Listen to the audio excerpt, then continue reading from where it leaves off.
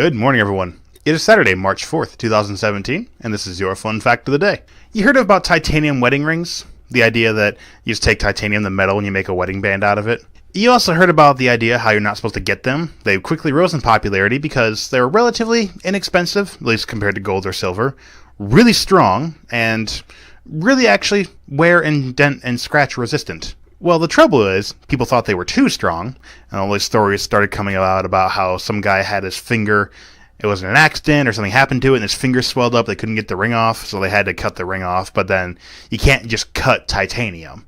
If any of you have seen Ant-Man, you get the idea. So they had to cut it off in a very vigorous fashion in such a way that the guy ended up losing his finger because they damaged it in the process. Well, that's bunk. Titanium wedding rings are perfectly safe to wear, even if your finger becomes a bit swollen or a little enlarged or just grows in size over time. The only real challenge is that the titanium wedding ring requires specialty equipment to take it off. That would be either a dentist's drill or bolt cutters, things that a emergency room may not actually have readily on hand.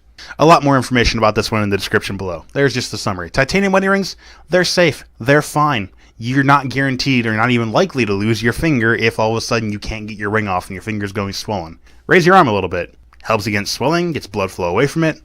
They've actually tried that before. They elevated some guy's arm overnight to see if the swelling in his hand would go down. When it didn't, they just had to cut the ring off. But because titanium doesn't bend easily at all, you have to cut the ring on two different sides, top and bottom, or left and right side, so that you can just pull it apart or pull it off the finger. Because even if you make one cut, it doesn't bend easily, so you still can't just pry it open. In other news, it is National Grammar Day, so be sure to use your words very goodly. And National Pound Cake Day. Cake. Something like that. Hope you've enjoyed this fun fact of the day. See you tomorrow.